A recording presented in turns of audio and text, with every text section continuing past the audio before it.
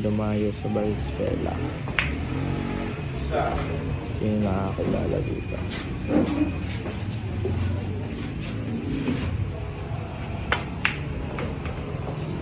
Taga Bicol daw siya eh.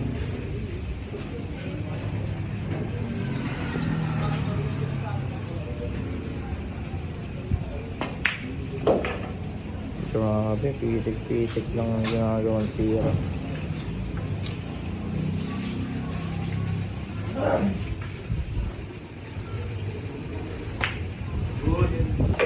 Grabe talaga yun eh.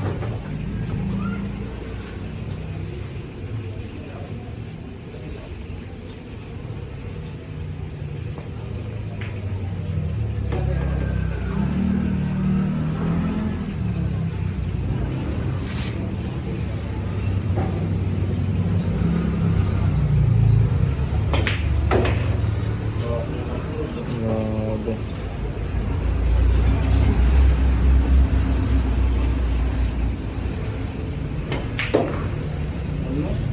Pinaiikat na yun. Grabe si tatay. Trabaho mangharang. Taga Bicol daw siya.